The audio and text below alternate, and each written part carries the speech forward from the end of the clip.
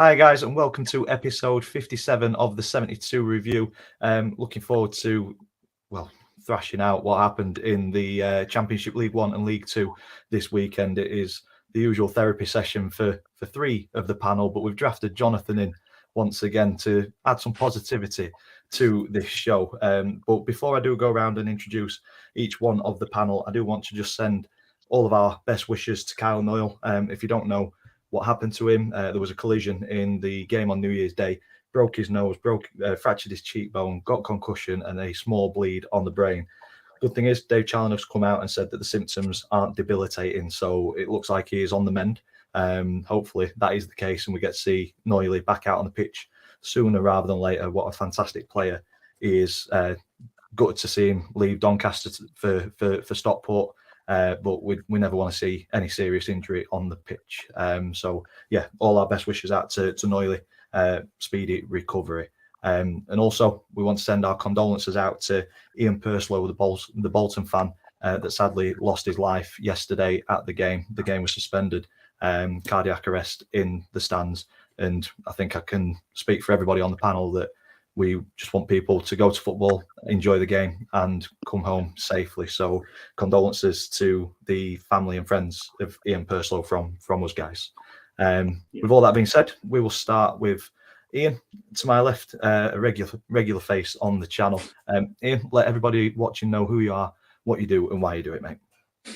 Hello, I'm Ian. I'm a 61-year-old Rotherham season ticket holder that should probably know better.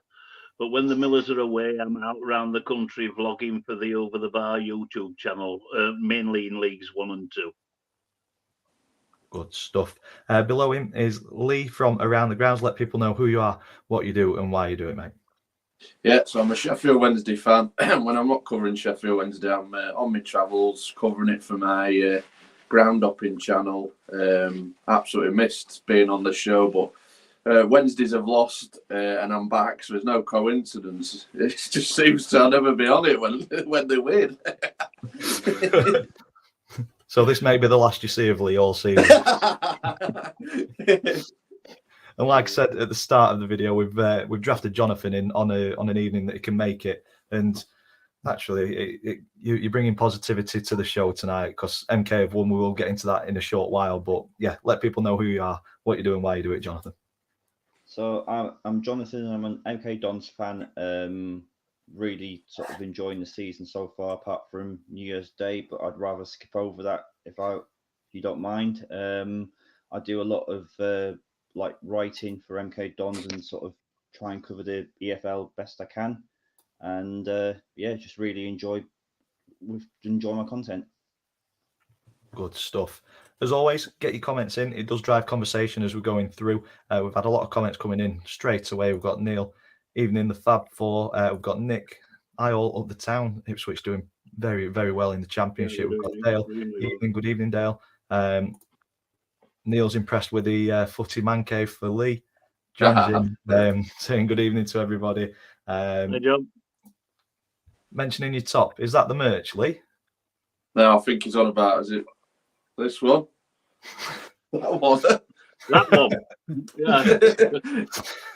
Thought you were bringing a plane in. That one. That's from the charity game.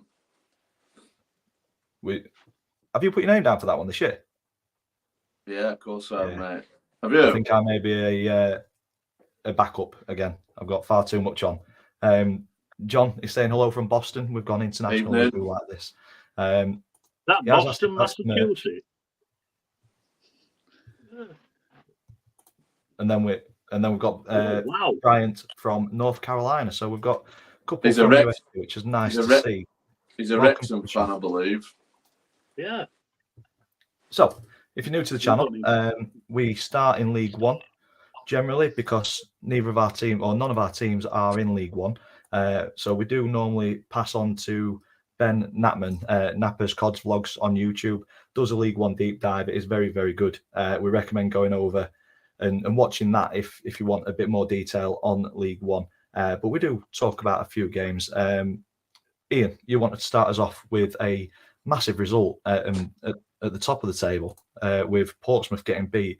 And we've mentioned it a few times on this show about them starting well in seasons and then starting to falter a little bit. I still think they've got the quality to get promoted this season, but they need to. I would have thought so. But having said that, they seem to do it after the new year every year. They seem to implode somewhat. And this was a Coulton buster to beat all Coulton busters, because although Leyton Orient have been on a sort of a bit of a run of form, they're still mid-table. And I thought going to Pratton Park could be too much for them. But 3-0 away from home is very, very impressive, especially with 37% possession. I mean, I don't know why. I know Colby Bishop missed a penalty, but brilliant result for Richie Wellens' team. And I don't know, they could be having playoff aspirations of their own. I think they've still got too much to do. But Pompey, really, I mean, yeah, they're still hold a point lead over Posh, who are coming up really strongly. Look at that, though. I mean, 3 defeats for Pompey in the last 5. Yeah, it's been a tough run of form for them. I think it's Bolton for me, looking at that top 3, 2 games, 3 games. Yeah.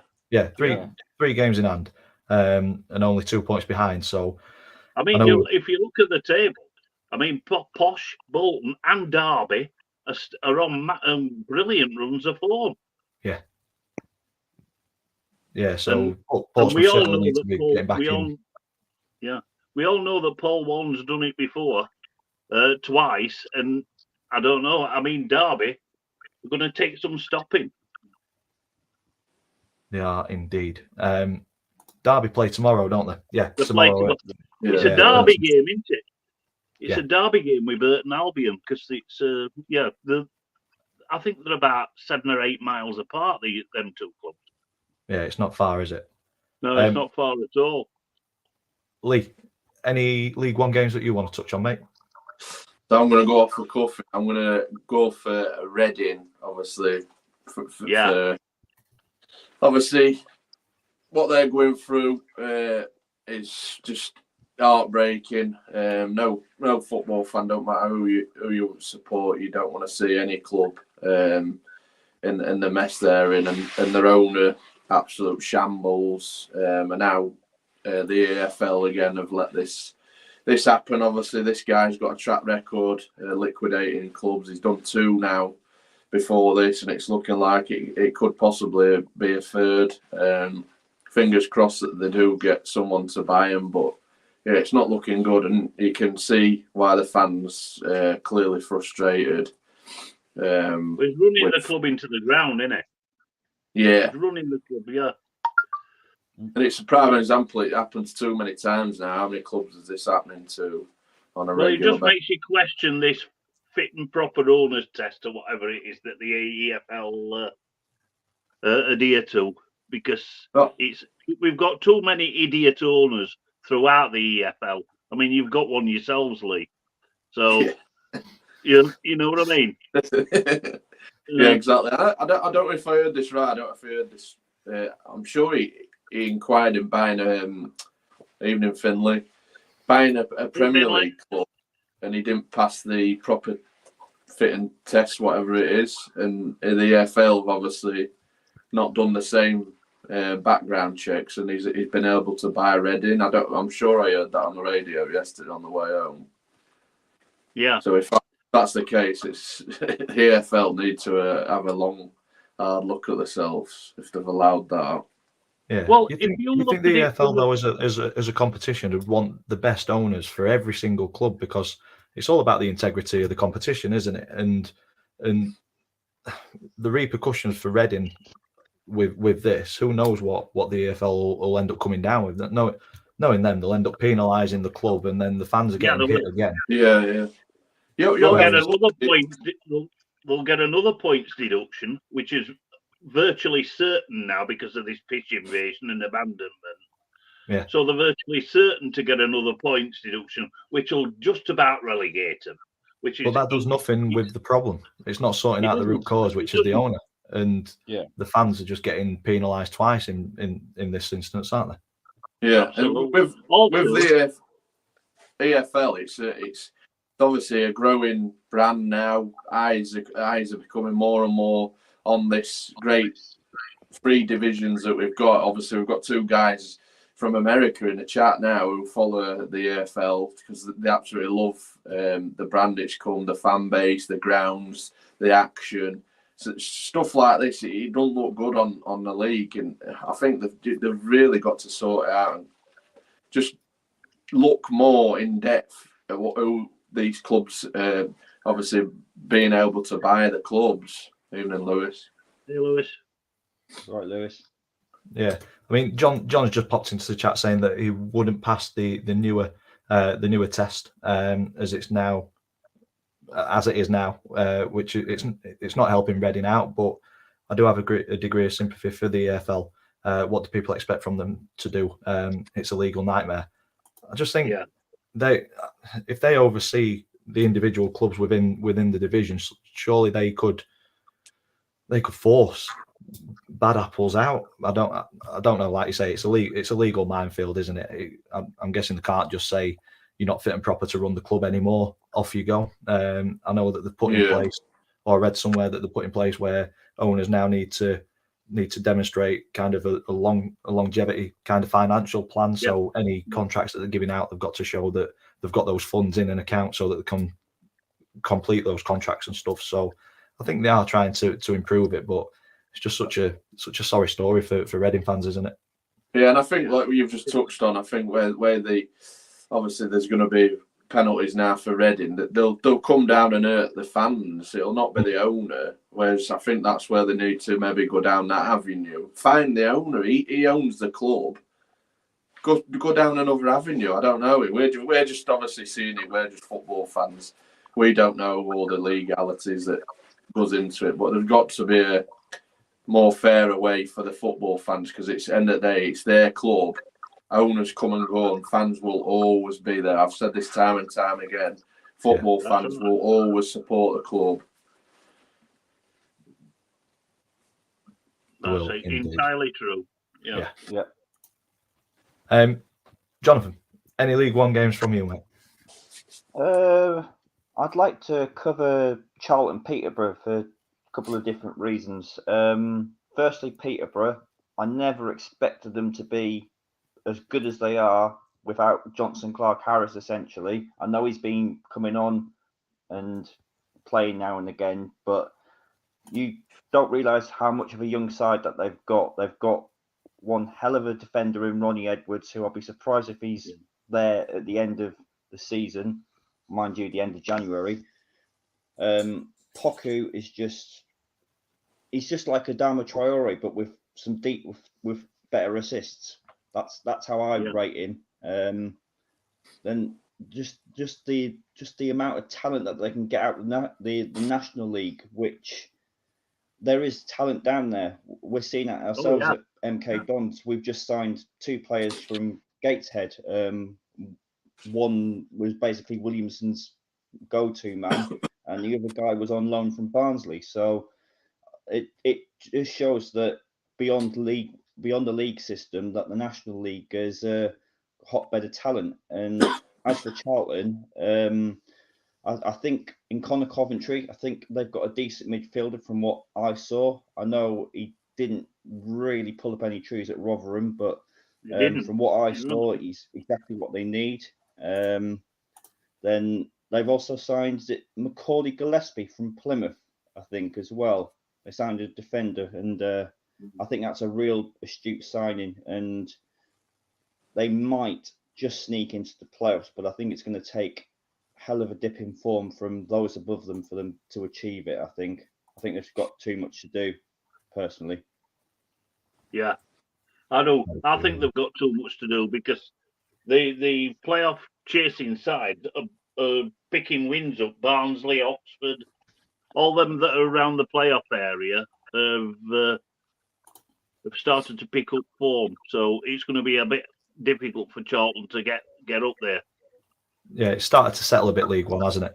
Yeah, even so much as Blackpool, they're having a run of form at the moment. So yeah, it's going to be a bit difficult for them. let's have a quick look at the table before we move on to League Two. Fleetwood, I know we've already plugged Cods Vlogs channel. I'll plug it again because he needs something to cheer him up because Fleetwood are not doing too well in League One. 4 defeats on the bounce, see themselves rock bottom on 18 points. I think they're probably doomed to be playing League Two football next season. So I would say I'm looking forward to hearing their goal music next season, but I'm really not. So Captain Pugwash goal music. If they don't get another win, I'm sure that their first win will come at home to Doncaster next season. So that's how confident I am already. The bottom 4 remaining with Carlisle, Cheltenham and Reading, and we've already touched on Reading. Who knows what could happen to them over the coming weeks or months up to the end of the season. Exeter and Burton just outside of the drop, along with Wigan. But I think Wigan have probably got enough in them to Wigan's stay got clear more of than it. than enough to survive. Yeah. Like I say, Charlton probably got a bit too much to do.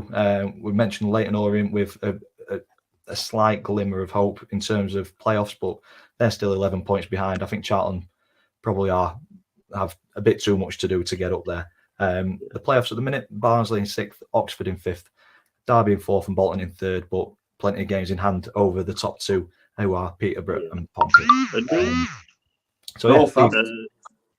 Northampton are doing very well, aren't they? I didn't see it. How have they got it? I know. That's the first time I've seen them. Obviously, we aren't looking at League Two in depth, but I think we all had them to finish down bottom, didn't we? So yeah. I think they're like the equivalent of, well, they're League One's Blackburn Rovers, aren't they? Because Blackburn don't draw too many. It's either win or lose, and looks pretty similar here. With only 4 draws this season, 11 wins, 11 defeats. But I'll be surprised if Sam Hoskins is still there at the end of January, because he's a bit of a cheat code. Yeah, he scores a boatload of goals. Yeah. And Stevenage is still hanging in there.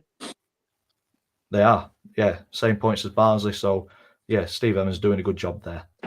Yeah, next week it's Stevenage against Barnsley as well. Oh, at Stevenage. That'll be a really good game, that. Yeah. Maybe one for around the grounds. Moving on to League Two. Let's get the rubbish out of the way first, and then we'll move on to Jonathan to add a sprinkle of positivity to this live stream. And you know what? I'm not going to be too negative about Donny yesterday. Frustrating result. In a nutshell, I don't think we did enough to win, but I think we did more than enough not to lose. 13 shots, 5 on target, a little wasteful. With some of them, we should have been a couple of goals in front before Newport got that late winner 3 minutes into injury time. But for me, Newport just played a very good game. They had a tactic to slow the game down.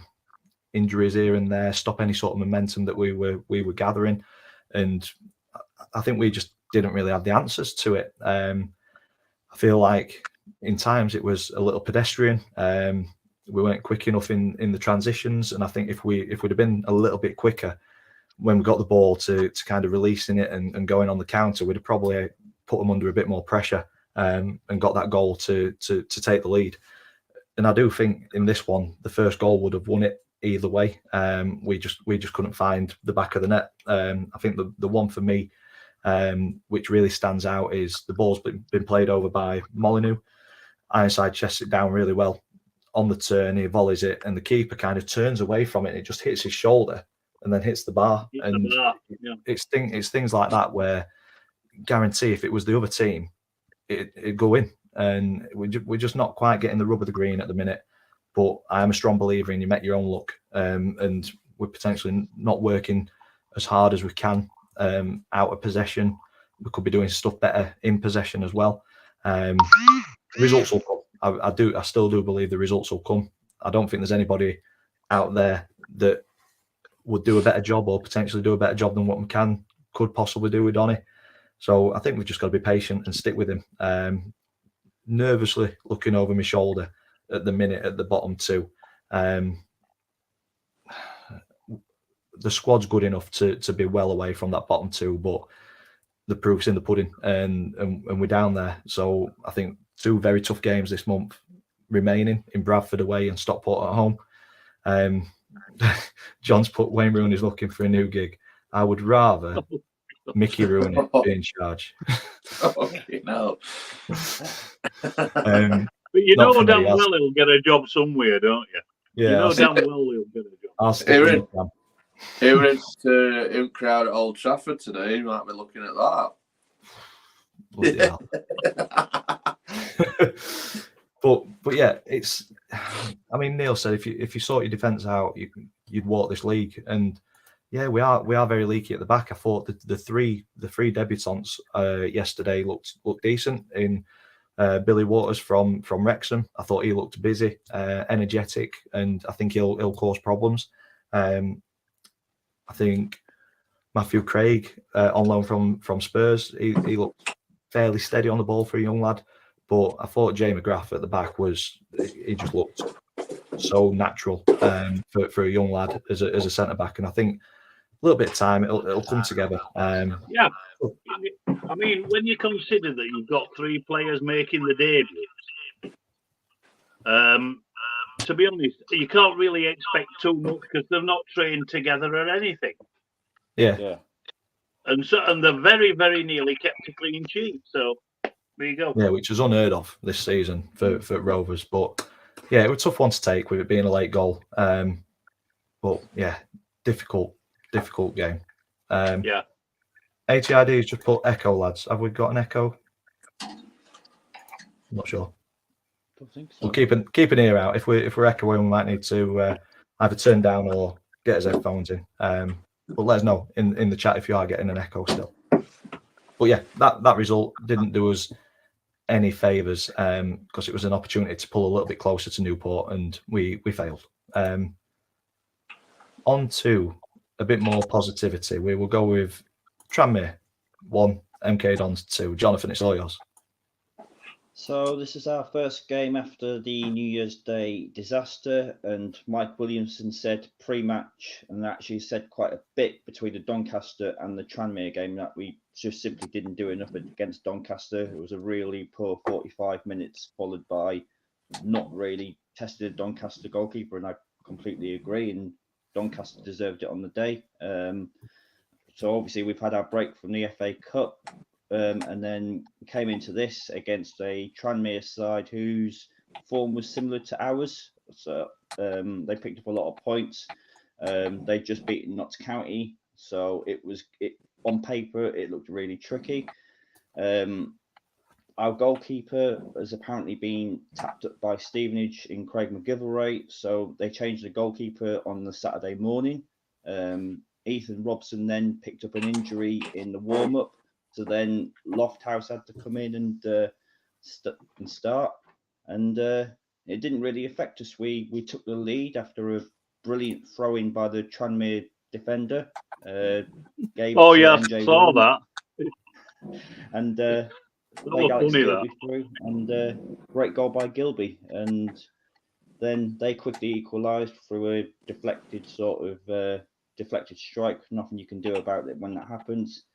But what I found really weird was Tranmere were really sitting back on us, applying no pressure, basically letting our back three come out for the ball up to the halfway line. And it was really odd. And you could hear the Tranmere fans themselves getting really annoyed with how it was playing out. And we were still creating chances. Joe Tomlinson down the left and Lofthouse down the right were really sort of getting into real good positions. Dan Kemp was affecting the game. Alex Gilby had a shot saved in the first half through one-on-one. Ellis Harrison should have scored when played through one-on-one, somehow shanked it 12 yards wide. Then in the 96th minute, corner comes out to Tomlinson, plays the ball back in, gets headed back in. And if the Tranmere centre-back wasn't playing WWE with Dean Lewington, Ellis Harrison would have been called offside and it probably would have been 1-1. But for our luck, it fell to Harrison about 6 yards out, wasn't going to miss. Cue the limbs in the away end. Cue Max Dean winding up the Tranmere fans and just causing absolute havoc, and we escaped Tranmere with the 3 points. So I'm very happy with that, considering how the results went for us yesterday as well. Well, hardly escaped, Jonathan. Look at the stats. I mean, you should have won that by more. Yeah. It's just I had us down for a draw for the Tranmere game. In all honesty, and like with my like head rather than my heart, and to get a win there was just phenomenal. And I think apart from Wrexham, since Mike Williamson's been in charge, I think there's only Wrexham that's got a better points per game ratio than MK Dons. So what he's done in such a short space of time has just been phenomenal. Yeah. ATID with a bit of banter for the MK fans. Limbs from the 27 MK fans who made the trip. Fair play. Good thing about this show, it is a safe space. We do like banter. We have got a couple of comments that came in while you were talking through that game, Jonathan. ATID, Lewis was wondering if ATID was on about the echo being me repeating myself about Doncaster every single week. But no, it was hearing an echo from me, but I think that has resolved itself. Probably a problem on my side, I think. James came in and said, don't know how we won yesterday against Donny. Just you had a game plan and executed it, mate. Defended really well, defended as a unit, really well drilled, made it difficult for us to gather any sort of momentum, and took the one chance that came your way, lapse of concentration, and buried it. So deserve the 3 points. I think probably a 0-0 would have been a fair result, but that's football. So you win some, you lose some. In our case, we lose more than we win. John's also said that Barrow only lost 1 in 17 games. So I think we'll have a quick look at them before we move into the Championship. And then Lewis has reminded me, Mo Farl has gone back to West Bromwich Albion.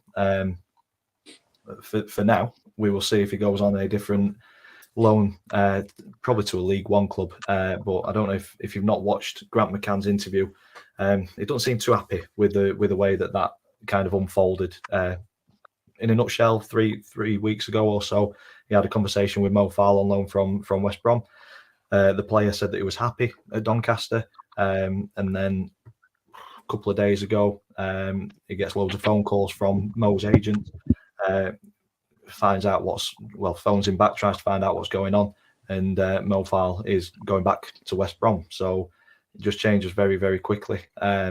Frustrating the way that it's happened, probably, especially with Mo Farl saying that he's happy playing here. West Brom apparently said that they're happy with his development at Doncaster as well.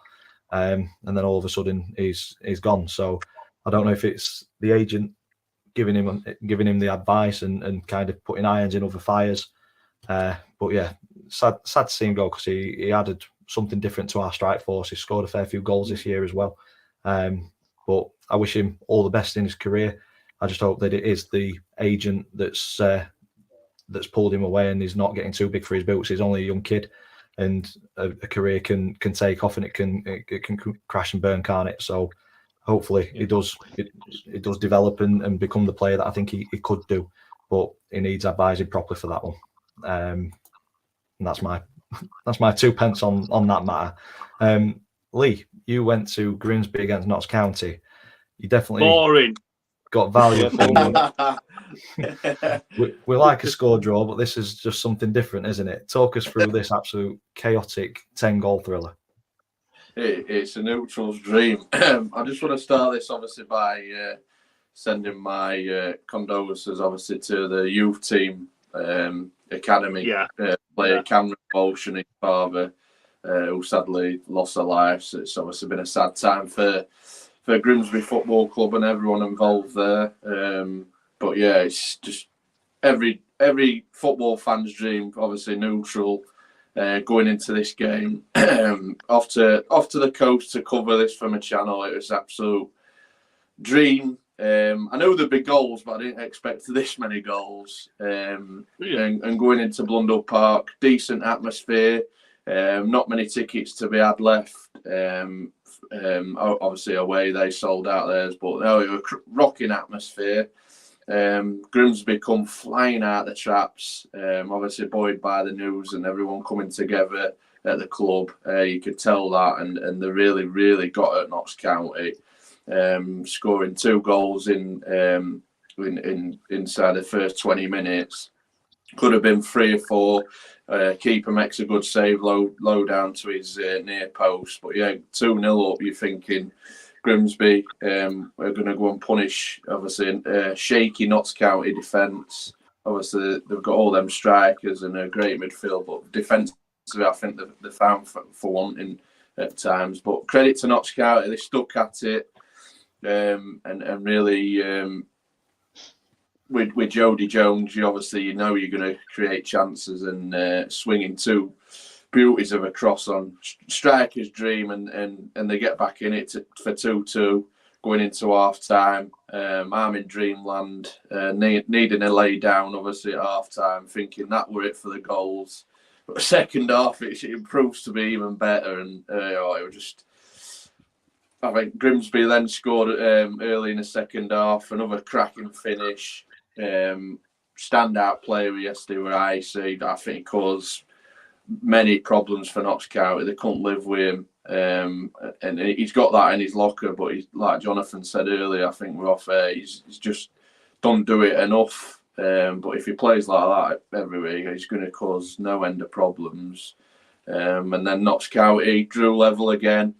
Another Jody Jones cross, same old finish. Literally 4 of their goals were identical, coming from a great ball in, and like I said, striker's dream.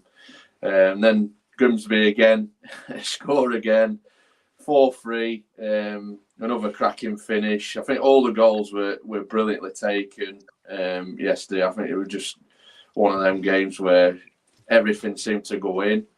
And again, then Notts County come back again, make it 4-4. You're thinking that's it, they're going to just play out a draw, but no, both teams then going hammer and tong, end to end.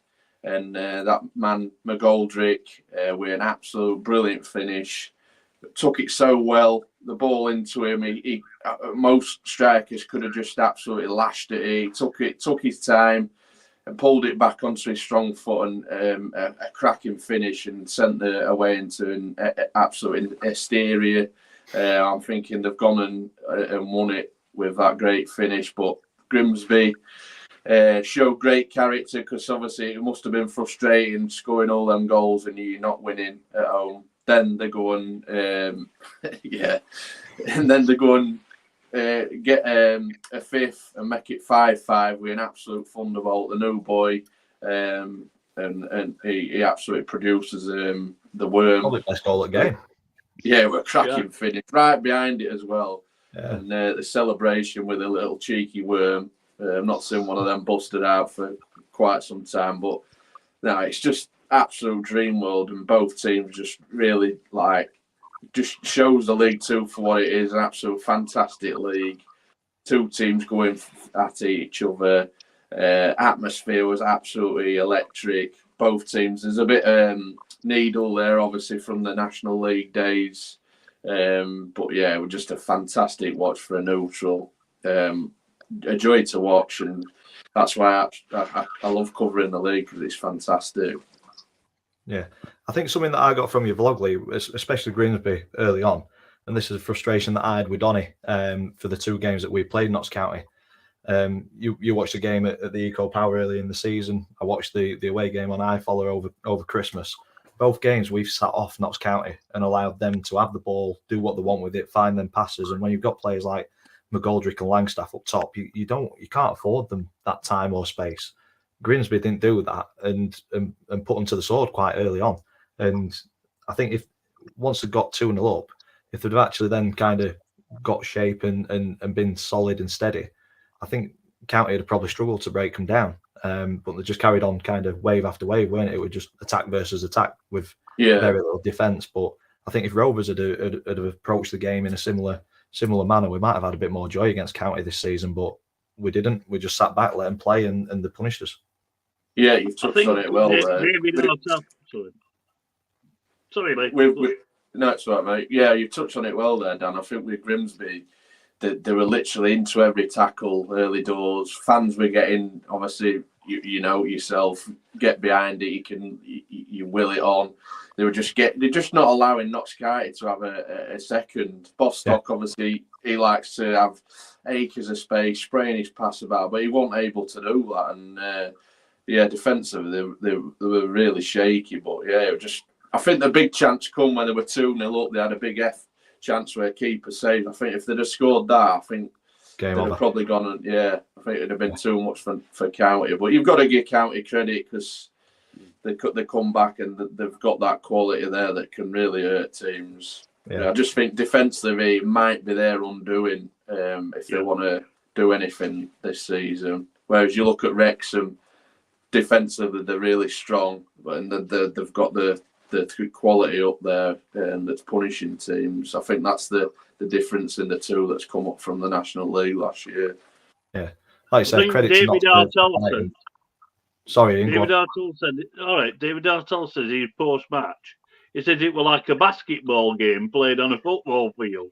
Yeah, it literally was, Yeah, that's it. And I think, like you touched on Lee, about Notts County, credit to them for fighting back after going 2 down. It's a hostile atmosphere at Blundell Park, so I think that just shows the character of that team and why they're up there. Yeah, and credit to I did Grimsby last year against Newport. Not the greatest of games to cover. Obviously, Newport won't have travelled, and a few fans obviously, you come to the wrong game.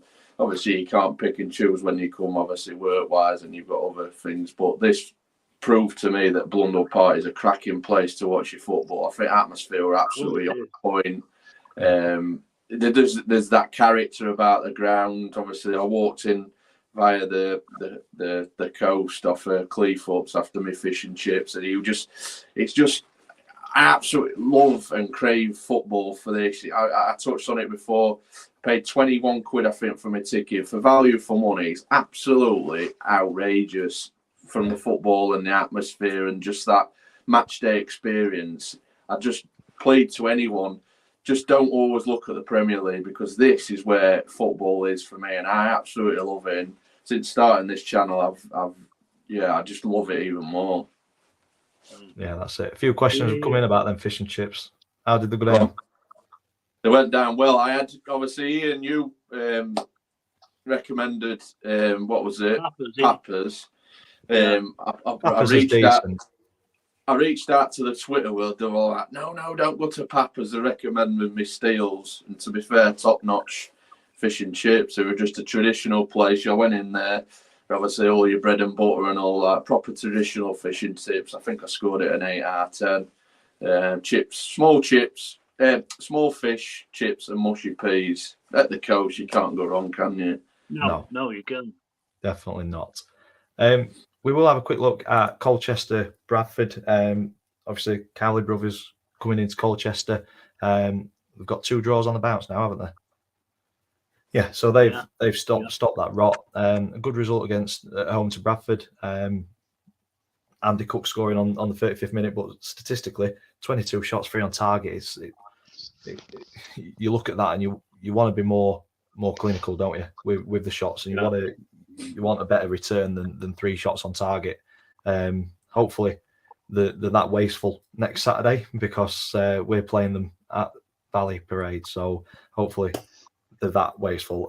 Neil, obviously you're quite regular in the chat. Tell us what your thoughts on this game. But yeah, do we think the Cowley brothers have got enough about them to keep Colchester out of the bottom 2? Well, to be quite honest with you, I mean, with Forest Green and Sutton being as poor as they are, I think Colchester have picked the right season to have a poor season, if you know what I mean. I think they're quite a bit better than the 2 that occupy the bottom 2 spots at the moment. So yeah, I think they'll be okay. And I think the Cowleys will be all right down there, because they used to manage. Would it Braintree? I don't know. It was an Essex club that they managed when they first started. So it's their area, area of the country where they're from. So. No, nice. There we go. Obviously, we'll touch on Wrexham as well, because we've got a couple of people from the United States watching in, and it's only fair that they've given up their time on this Sunday evening. Fletcher and Mullin. I think John just mentioned mushy peas. What's the crack with mushy peas? You've not had them, have them. Trust me. No wrong with mushy peas. I don't know about you boys. You a mushy peas fan, Dan, Ian, Well, John? Oh God, I yeah. feel like we're going off on a tangent here. We've gone from football to mushy peas, but yeah, mushy peas every day of the week. Yeah. Yeah. Little dip. It's Little definitely a dip northern each thing, though. Yeah. Yeah. Is it a north-south divide? I mean, Jonathan, mushy peas with fish and chips? Yeah, a bit of vinegar on the top. You can't beat it. Yeah. There we go. We've started something here. Lewis is in. Mushy peas and bread. It's got to be white bread, though. Yeah. None of that brown bread or half and half. White bread. You sound proper northern then, Dan. Punk Chef's in with the mushy peas. John, can't beat mushy peas with fish and chips. See, it's unanimous, isn't it? Yeah. Yeah. Hey up. ATID, mushy peas, wrong uns. You're outvoted here, ATID, I think. Yeah, definitely. John, they would have punched this lot. We are. Lewis, Americans are confused. Yeah. Honestly, if you ever come over to Britain, mushy peas with fish and chips, you'll thank us. Google it. Tell them to Google it. Yeah. John's Anyway, coming we're on with about a bit of Wrexham, banter. weren't we? See, mushy peas, far more interesting than Wrexham.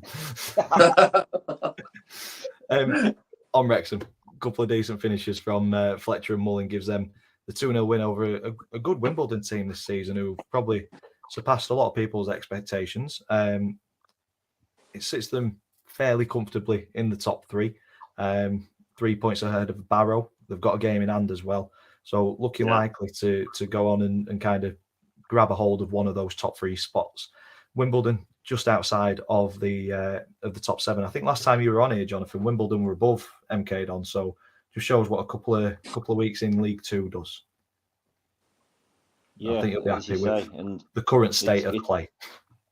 exactly. Yeah, I didn't realise, Jonathan, you got so many games in hand. Yeah, we've got 3 games in hand essentially. Personally, our away fixtures look tougher than our home fixtures. We've still got to go to Stockport. We've still got to go to Mansfield. We've still got to go to Barrow. We've still got to go to Notts County. We've still got to play Mansfield twice actually, and AFC Wimbledon. So it's not cut and dry yet. There's still plenty of time to mess this up or continue the run. But yeah, so far so good. Quick questions coming from Neil.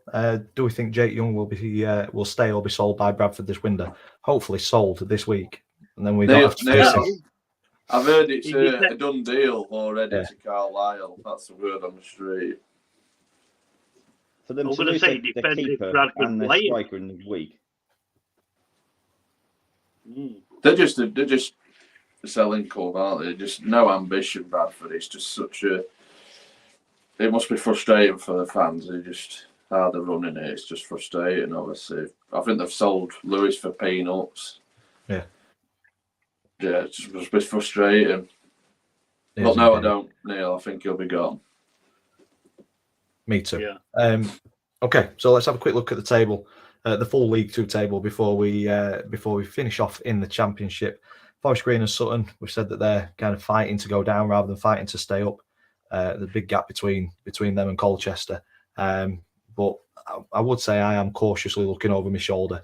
We need to start getting results quickly, just to give us that bit of breathing space and really start to look forward to next season and hopefully a more positive season for Donny, because 15 defeats out of 27 is just simply not good enough, is it? But we are where we are. I think we just got to knock this one on the head and hopefully pray for a better season next season.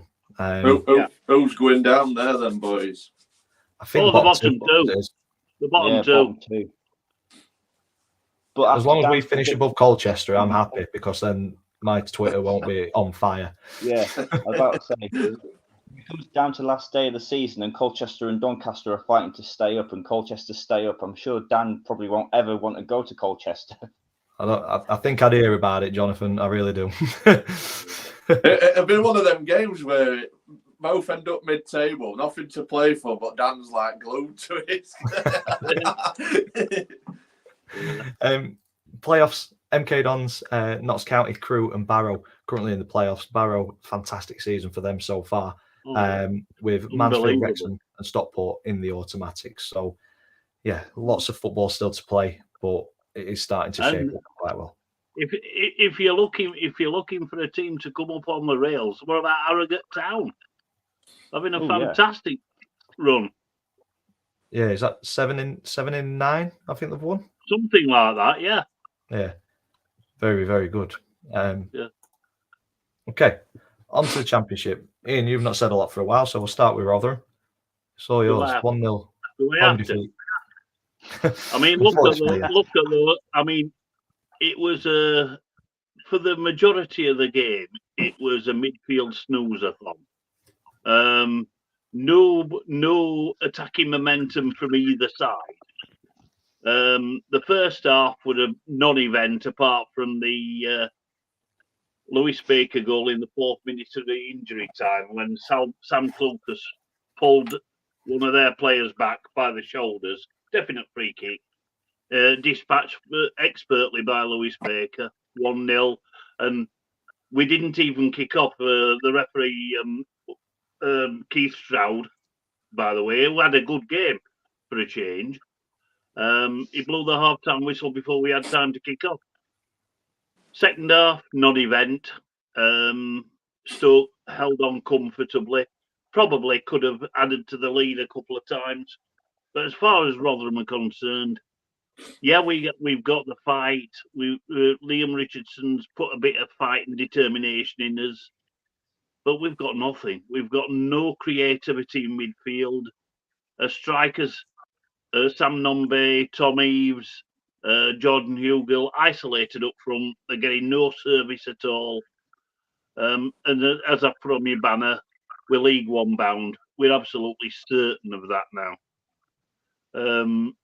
I think the majority of the Millers fans have come to that conclusion.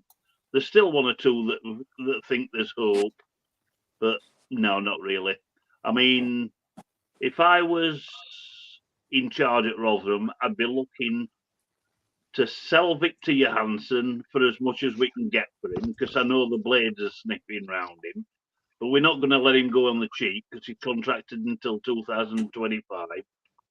And probably our only other saleable assets are Ollie Rathbone and Cameron Humphreys. Yeah, clear the decks. Let Neil Richardson, let Liam Richardson bring his own players in, bring his own style of play. He knows players. He's been around football a long time. So develop a squad that League One strong, if you know what I mean. Experience in the 3rd tier, because there's a bit of difference between the 3rd and 2nd tier, quality-wise as well. So, yeah, resigned to relegation, put it that way. I think you've got to keep a bit of hope, though, Ian. Oh, look at that, though, Dan. Come on. Yeah, we're doomed. Yeah, it's not great reading, is it? No. Well, like I say, there has been a bit of an upturn under Liam. There's a bit more fight, bit more desire. Without a doubt. Yeah, without a doubt. Yeah. Yeah. But I still think, I mean, our away record is absolutely pathetic. 3 points, all from draws, after about 14 or 15 away games. You're not going to stay up on that. I mean, we're competitive at home, but you can't be competitive at just half your matches, if you know what I mean. Yeah. Yeah. Do you think bodies will come in January, Ian? I think they will, because we've let Lembisika go back to Wolves, who's since gone on loan to Hearts, who was a loan player, very disappointing, in my opinion. And also, Fred Onyanimba has gone back to Luton Town because he had a bad hamstring injury that it looks like he's going to keep him out for the rest of the season. So now he's gone there were back to Luton Town. You've managed to get his name right. Yeah, that's true. Took all that time. Yeah. So he's gone back. So therefore, that's 2 squad places that can be filled. So yeah, I think he will bring bodies in. We certainly need a fit centre half to come in. Obviously, what everybody else wants is a creative midfielder. So I don't know where we're going to get one of them from, but I think he's got irons in the fire for this week, bringing players in. Yeah, and also the last week of January we don't have a game because we were due to play Ipswich Town, but they're still in the FA Cup. So that they've got sort of like a week or 10 days to bring bodies in, ready for the start of February. January transfer window. I know, stupid question. So I'm a me in comments. It finishes on the final day of January, doesn't it? Yes, it does. Yeah, 31st No, of January, 11 PM. Yeah. So still what? Fair. I'm 17 sure I read days left of somewhere- January. So yeah, plenty of time to get players in. I'm sure I read somewhere it was the 1st of Feb. I could be wrong. I'm sure it's a Thursday. Or it finishes on the midnight of the 31st. Or who knows? Midnight. I'm not entirely sure. I'm gonna look this up.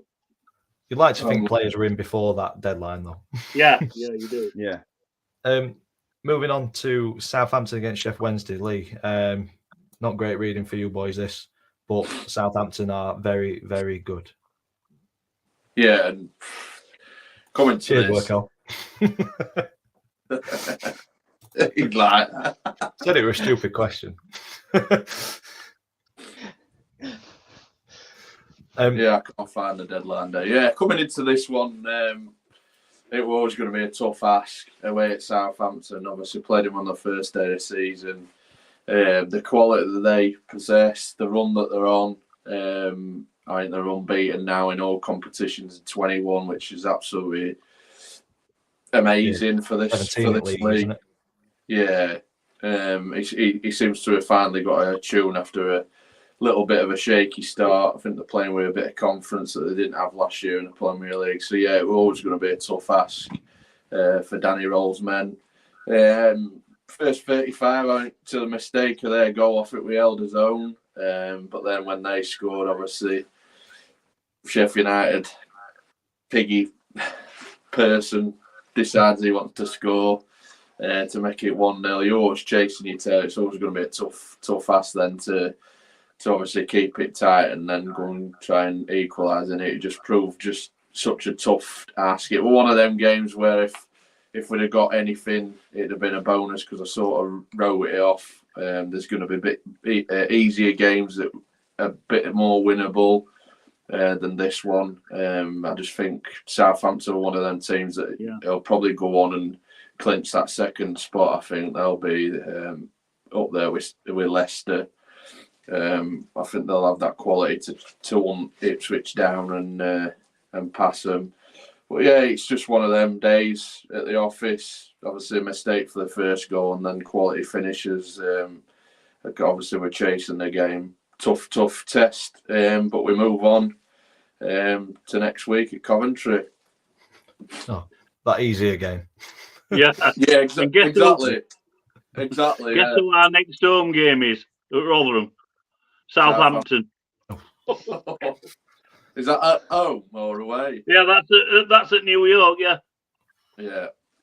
You just look at the fixture. You know you're not going to get anything because the quality of the squad. I mean, they've got some cracking players. Completely, like you saying, coming up from League One, the gaps are open now because obviously the parachute payments. We've touched on it many a times. It's just it's proving a lot harder. We have to look at the teams at the top of the league that's come down last year. It's proving that, isn't it?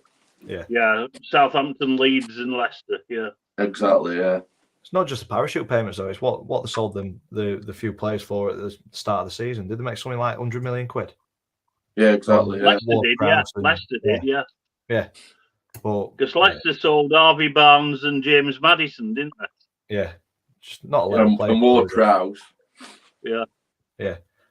John's asked, if you have a player on loan, can you work a deal with parent club to sign the player for good? I'm not sure. Yeah, I think if the sometimes. loan is already set until the end of the season, I think you've got to wait and then renegotiate. I think you can do short-term loans. Obviously, I think he comments a little bit later on saying about Conquo. So they've got Conquo from Arsenal season on loan. Contract ends in June. Could we possibly work something with Arsenal to sign him permanently? I'm guessing you're asking for like now.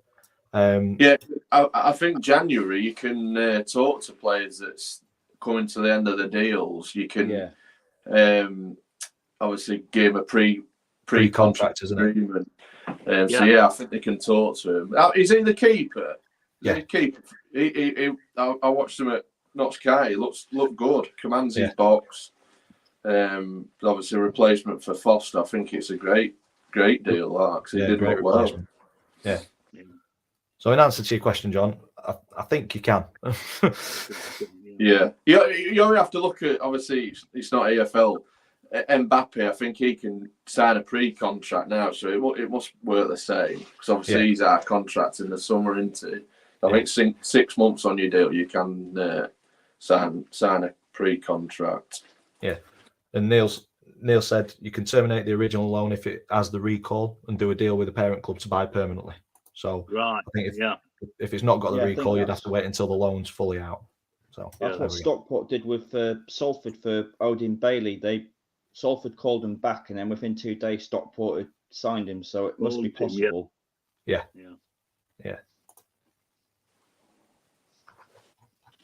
Oh,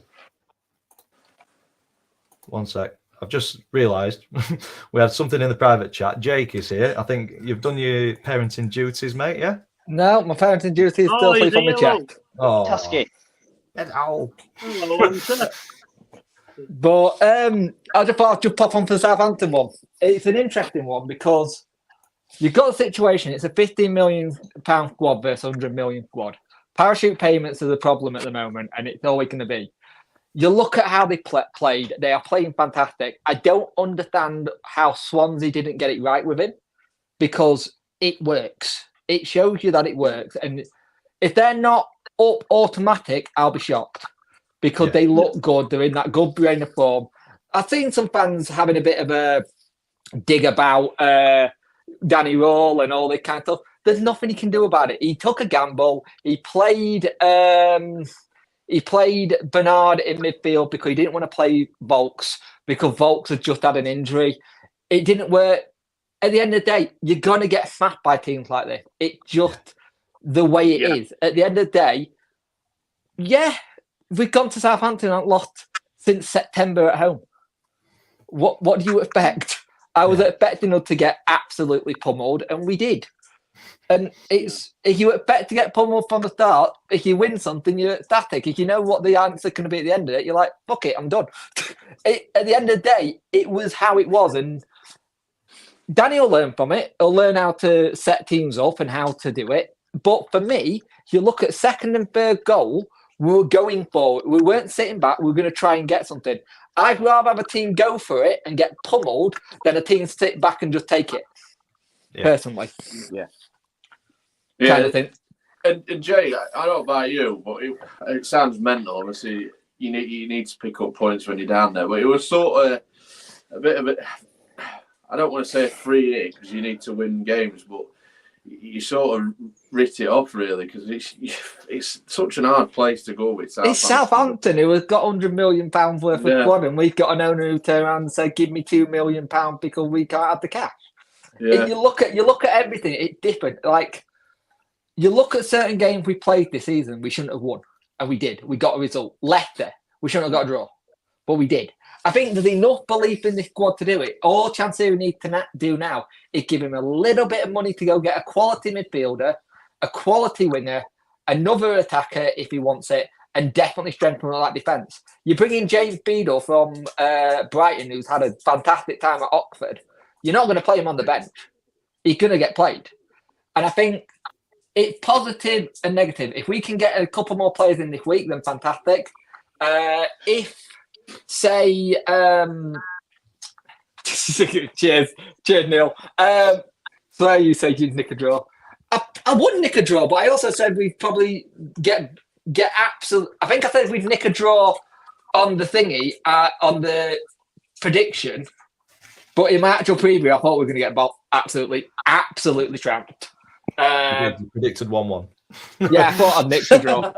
Yeah, it shows you how much a week in football can change your ability. I thought we might have more players in by then, but we got 2 in. I was hoping at least like 3 in an attacking midfield that can score. But as Ian said, they cost a lot of money, and where the hell are Rotherham and Sheffield Wednesday meant to get from? Are we meant to like put our cars up for sale and see if they'll get it?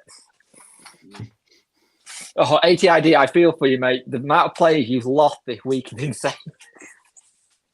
Yeah, it's But not. yeah, it's just what it is. At the end of the day, we got smashed, we move on, and then we go play Coventry back to back again, like we did with Fleetwood a couple of seasons last season. So looking forward to that. And he's shocking me, he don't care. Sorry, mate, you cut all this misery to come. Yeah. While ever the baby's asleep, you should be sleeping. That's Yeah. what anyway. Future 72 review star right there, by the way. Yeah, that's it. He'll take over from us. You're going to have to fight his big sister for it. Well, no, thank you for jumping on, Jake, and No worries. having your say on this one, mate. Appreciate I that. thought, come on. And all the banter in the chat aside, we're all having a bit of fun. Just Yeah, it's good. remember, at the minute, I am very tired and I'm quite snappy. I said to the lad beforehand, I'm in quite a sarcastic mood. And my sarcastic mood turns into snappy mood sometimes. So apologies if I caused any offence. I don't mean to. I'm just very, very tired. Understandable. I've been there. Yeah. Jake, when he turns into Oh, God. never going to happen. Be disowned before it turns into a blade, I think. Exactly. Anyway, see you later, lads. Have a good one, Yeah. Jake. Hey, guys. Cheers. You too, mate. Okay, we've ticked over the hour mark, so let's just quickly touch on. I think we've got to touch on Coventry Leicester. Fantastic result for Coventry. Jonathan, you've not said much in the Championship. Do you want to take this one? Yeah, I actually got to listen to most of this before the Tranmere game, and I fully expected Leicester to go there and probably nick a 1-0. And for the first half, up until the sending off, it all looked that way. But I'm not sure if it was a penalty. I'm not sure. It was a ridiculous penalty decision. Yeah, absolutely ridiculous penalty. And the referee just made it all about him, especially the first half. I don't even the sending off was a bit dubious. It was quite ironic because the guy that got sent off turned down going to the Africa Cup of Nations so he could help Leicester, and now he's been suspended for 3 games. And then I think the next game he returns the day after the Africa Cup of Nations. So, Oh, God. So yeah, they were down to 10 men. They were always going to struggle, and Coventry just peppered them. And Callum O'Hare, what a player! What an absolute player! He had that awful injury, and he's come back just a different animal. He's just scoring goals, creating goals. You've got Sakamoto in there that just, I don't think the defence knows where he's running. Don't think even he knows where he's running half the time. That great goal by Van Ekwa as well. And we said it before the chat that Coventry are just, what Mark Robins is doing at Coventry is just nothing short of phenomenal. I know last season Luton got all the headlines, but I think this season, if Coventry repeat what they did last season and go one step further, I think it's just as good a story as the Luton one, in my opinion. Yeah. Yeah. I mean, they were only a penalty kick away from the Premier League last season, weren't they, Coventry? Yeah, and you They were only that penalty shootout. Yeah. Stupid tackle from the Leicester lad. Yeah, it really was. I think it were a red. It were a red. Yeah, it were 100% a red. It was just one of them where you just, what are you doing? And it's obviously, it's gone on to cost Leicester. You don't know if it would have been the same result, but obviously against 10 men against Coventry, it's always going to be an uphill task. Yeah, will be. John said, are they PL squad, Premier League squad? Well, Well, I'll open. Yeah, So, exactly. I think the jump between Championship and Premiership is massive, isn't it? I think it's a similar jump between that as what it is from League One to Championship. I'd say League One and League Two, there's not that much difference between the two levels. But I think when you start going into the Championship and then Premier League, there's just huge gulfs between the two divisions. I think that's showing this season with Burnley going up, absolutely dominated the Championship, and they've struggled at Premier League level. I think that you do need to wisely invest any sort of money that you get from going up and bring players in who are capable at that level. Yeah. John said, is it the biggest jump? What's harder? I think the jump from League One to Championship is probably tougher than Championship to Premier League, just based on finances that you get from that promotion. I don't know if you guys agree with me. When you consider that you've got second-tier clubs in England that are regularly getting 30,000 plus crowds, you don't get that anywhere else in Europe. The European second tiers, in the main, are sort of like probably sizes of clubs, probably League One level in the second tier, Holland, Belgium, that sort of thing. They're only getting like 2,000 or 3,000, whereas in our Championship, we're getting massive crowds, decent exposure, press exposure, and there's a lot of money flying around in the second tier. A hell of a lot. Yeah. I mean, ATID just put that they got 400 grand for winning the title, and you compare that to winning the playoffs to get to the Premier League. It's a £100 million game, isn't it? Yeah. So any team going up to Premier, you know you're in safe hands when you're getting that sort of money, and obviously you're getting your parachute payments. So you've got that bumper anyway. So it's a no pressure, no type situation, because you know if you go down, you're protected. Whereas teams going down to League One, financially it can cripple you if you're a big club. Yeah. And it's a tough league to get out of anyway. So I think League One up to Championships definitely got bigger over the years with that parachute payments. Yeah, I mean this is a good point that John put up. Championship to Premiership is harder in his opinion, because you're competing with a smaller amount of clubs that are fighting for survival. Whereas League One up to the Championship, you could be competing with 12 clubs in and around that relegation fight throughout the season. I think that's a valid point that there are. I think it is a tighter division, and you've got chances of kind of, well, you look at Wednesday and Rotherham. Rotherham are only 8 points away from getting out of it, and I know you're writing the season off, Ian, but 8 points is not a massive gap, is it? It is the way we are playing at the moment. The way we are playing, we're looking like Ian. Jesus. Ian, don't give up hope. You look at us; we were dead and buried bloody 12 weeks ago. And look where you are. A couple of results, mate. Ones that you may not expect, and you go on a run, and it breeds confidence. I think you're still well. You never know. You never know. We might go to the Riverside next Saturday and beat them 4-0. That certainly won't be my prediction at the end of the show. I'll put it that way. It won't be mine either. We're well over the hour mark, so I think next 72 review we will focus a little bit more on the Championship and get a few more games in.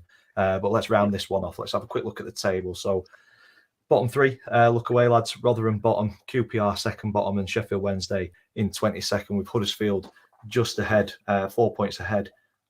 It has tightened up a lot. We had Wednesday and Rotherham done and dusted, like Lee said a fair few weeks back. Really give themselves an opportunity to get out of this one under Danny Rowe. Yeah, and QPR have started going backwards as well after a pretty decent spell. Yeah, and you look at this kind of this clump of teams here: Birmingham, Plymouth, Blackburn as well. The form isn't great. I think with Wednesdays, I think the only bonus this week, and obviously we're losing, is no one in around us above us have took anything. I think the only one that got anything were Birmingham and Huddersfield with a point. Obviously Plymouth, but no one's won. I think the one to watch that could be under pressure manager-wise is John Dahl Thomason. They're sinking. They're conceding goals. I think I won't be surprised if they announce that he's been sacked this week. Yeah. And if they lose Smodics, they are in trouble. Yep. Yeah. I Yeah. agree with that. ATID, we will be going down comfortably if yesterday is anything to go by. We aren't picking up another point this season. Dreadful game. So yeah, Don't be daft. You've still got us to play. But yeah, to be fair to ATID, he has been saying it for a number of weeks that they were concerned of survival this season. But I don't know. I think with Birmingham, Huddersfield, Blackburn, it could be any one of them. But Wednesday, QPR and Rotherham have got to get them points on the board. Yeah. And then the top of the table, Coventry into the playoffs. Sorry, with I'm just chuckling with some of the comments. I look like a Bond villain in the studio. What you want? What was that? What you want, Lee, is a cat. Yeah, look, cat. That's what Jake just said, yeah. But no, playoffs. Coventry, West Brom, Leeds and Southampton. I think we're all in agreement that if anybody's going to break into the top two, it's going to be Southampton with the form that they're currently in. Ipswich holding on to that second spot at the minute, 3 points ahead of Southampton. Leicester, pretty much champions already, would we say? Yeah, I'd say so. Yeah. I can't see him. I mean, they lost yesterday, but I still can't see him being stopped. No, me neither. Cracking stuff. So before we do finish off, we have got the predictions. So we'll get this on the screen so I can see what I'm doing. Not a great week. There's a lot of red on that prediction table. But Neil, 4 points. I think Bailey was the best on 7 points. So the table, Neil still out in front. Ian in second. Bailey moves up to third. Liam, Adam, MTFC, and then myself go down to seventh with Lizzie in eighth, Lewis in ninth, ATID in 10th. And then Lee, you've dropped down to 11th. Jake has moved up to 12th. Burton's gone down to 13th. And then 14th, 15th, 16th is Christian, Jonathan, and John. Lolo, biggest climber, up to 17th with Worko in 18th, Mark and Abaddon in 19th and 20th. So, predictions, lads. This week, we have got Chef Wednesday versus Coventry. So, we will start with Ian. What are you going with for that? Sorry, Lee, but I'm going with Wednesday 1, Coventry 2. You don't have to apologise, mate. I've gone with a 2-0 to Cov. Middlesbrough, Rotherham. Middlesbrough 2, Rotherham 0. Sorry, Ian. I've gone 3-0 with that one. Yeah. Oxford versus Northampton in League One. This is a funny one, this. I think Northampton might get something there, so I'm going for a 0-0 draw. No. I've gone with the draw, but I've gone score draw. I've gone 1-1. MK Dons Morecambe. MK are on fire at the moment, so I'm going 3-1. I've gone to 1-0. MK. And then finally Bradford versus Doncaster. Well, neither team are in form, but City are at home, so I'm going 1-0 to Bradford. I've gone 3-1 to Bradford. Lee, fire your predictions in, mate. 2-1 to Cov. Yep. Middlesbrough to win 2-0. Sorry, Ian. Yep. So that, mate, I said the same. Oxford to win 2-1. Yep. Super MK Dons for you, Jonathan, my friend, 2-0. Lovely Thank stuff. you. And go on then, Dan. You're going to get a 1-1 draw, mate. You know what? I take it. Sorry, Neil. Bloody hell. Bradford fans will be disowning you. They're pulling the statue down as we speak. Jonathan, predictions for this, mate. 3-1 Coventry. Oh, Jonathan, you're disappointing me. 3-0 Middlesbrough. Well- 2-1 Oxford. 2-0 MK Dons. And 1-0 Doncaster. Wow, you're allowed back. You can come back on. Oh, what am I doing here? Didn't want to do that. Okay, lovely stuff. Neil's not happy with Lee. But yeah, while we are rounding off, just get your predictions in the chat or get them in as a comment. Throw me off. Yeah, if you're watching it on repeat, get it in the comments as well, and I will update the table and predictions and all of that stuff. And there'll be an update next week. So just to finish off, we'll go around the screen. Any final words? We'll start below me with Jonathan. Yeah, just thank you for having me on. I know I don't get on as often as I like, but I enjoy it when I do come on. So thank you for having me on again, and hopefully next time I'm on, I keep bringing this positivity. Hopefully there's some positivity that you can pass on to us lot as well. Lee, any final words, mate? No, great to be back on after a few weeks break. Buzzing to be in my little studio. Bit cold, but I've halfway down. I've realised it's just got an heated seat, so I'm absolutely buzzing. Oh, Oh, what? I might I'm invest in red one of them. Ian, any final words, mate, before we round off? No, enjoyed it as always. I'm going to go downstairs now and tell my missus I've seen my therapist, so I'm okay. I'm going to start What's the tea? charging. I've heard they're on decent money. Well, I'm going to say I've got notes, so you know having notes from me. But no, I enjoy these sessions as well. We'll call them sessions rather than episodes, because that's what they've currently become this season. It's been tough for all of us, really. Not a great season all round, but it's enjoyable talking about it, getting stuff off the chest, and then getting into the week with a fresh mind and renewed optimism and hope for a better week. I mean, we've got Wigan in the Bristol Street Motors Trophy. I'm boycotting that until we get to Are you Wembley. going down for that? Dan, are you going down for that? No. Boycotting it until we're at Wembley, Ian. That's it. Oh, I bet you'll go. Yeah. And then we've got Bradford on Saturday, so I'm not looking forward to this week. It could be a tough one. But there we are. I've enjoyed this. And like I say, it just gets a lot off of his chest. I'm glad that you guys are all enjoying it, that watch it as well. It does mean a lot that you guys are so active in the chat and get involved as well. It does mean a lot to know that you're enjoying it as well. Lewis, South Yorkshire is bad at football, so we're not the only ones. I agree with that. Yeah, it'll I come don't good. know. Barnsley fans might say something different. So. We'll Hey, keep we might that be bad. for a bit. We might be bad at football, but at least we know how to eat his fish and chips with a good old mushy peas. Exactly that. I think that is a perfect place to stop. So if you've enjoyed this one, please stick a big thumbs up on it. Comments in the section down below if you're watching it on repeat throughout the week. Subscribe to Over the Bar. Follow Jonathan on X or Twitter. Follow Lee on Twitter and subscribe to Around the Grounds as well. I think that's everything. Subscribe to me if you haven't already. As always, thank you for watching, and we'll see you in the next one.